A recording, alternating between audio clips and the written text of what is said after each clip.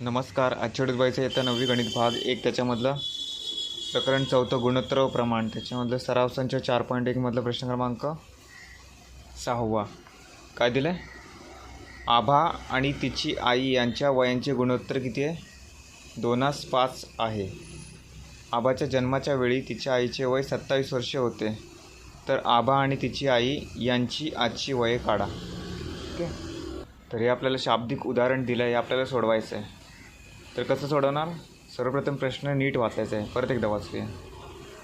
आभा आणि तिची आई यांच्या वयांचे गुणोत्तर 2:5 आहे. ही वाक्य आधी लिहून घेऊया. कसं लिहिणार आपण आहे? आभा आणि तिच्या आईच्या वयाचे गुणोत्तर.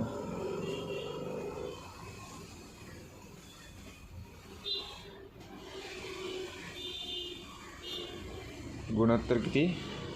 2:5 आहे. ओके, आता प्रश्न क्रमांक वाक्य दुसरं. आभाच्या जन्माच्या वेळी तिच्या आईचे वय 27 वर्षे होते. हे झालं पुढचं वाक्य आहे. परत पहिलं वाक्य वाचूया. आभा आणि तिची आई यांच्या वयाचे गुणोत्तर 2:5 आहे. म्हणजे काय?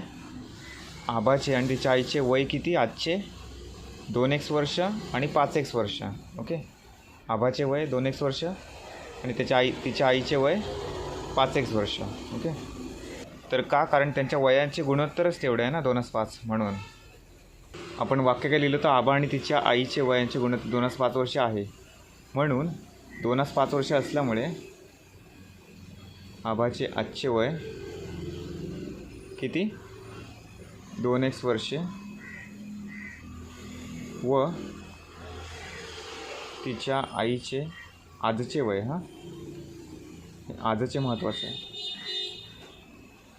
आजचे वय किती? 5 वर्षे आहे. ओके, म्हणून कारण 2:5 असल्यामुळे आबाचे आजचे वय 2x वर्ष आणि तिच्या आईचे आजचे वय 5 वर्ष आहे. आता पुढचं वाक्य येणार.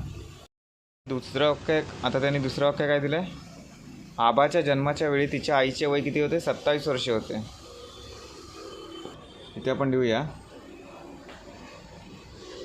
आभाच्या जन्माच्या वेळी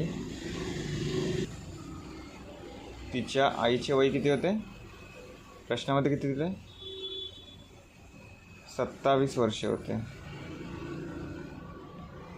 ओके, परंतु त्यांनी मागचं वाक्य बघा, वाचूया. आबाचे आजचे वय 2x वर्षे आणि तिच्या आईचे आजचे वय किती आहे? 5x वर्षे.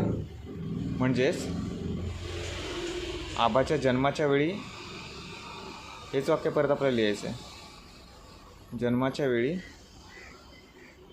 तिच्या आईचे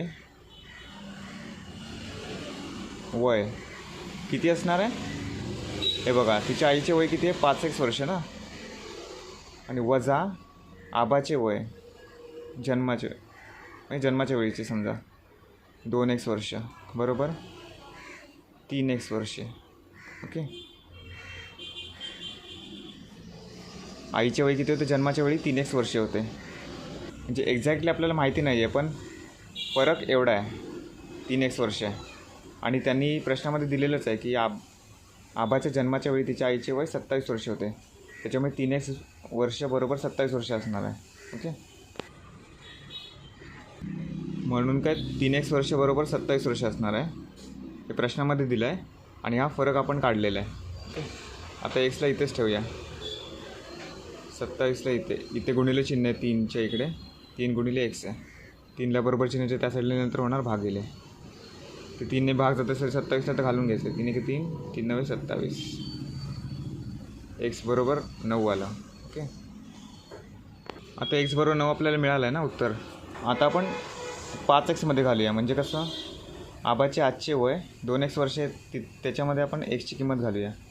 म्हणजे आपल्याला आबाचे आजचे वय मिळेल आणि तिच्या आईचे आजचे वय 5x वर्ष आहे ना, 5x वर्ष.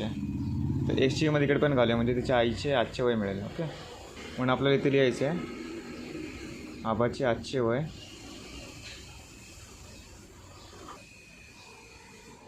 2x वर्षे. म्हणजेच काय? म्हणजे 2 गुणिले 9 बरोबर 18 वर्षे. 18 वर्षे आहे.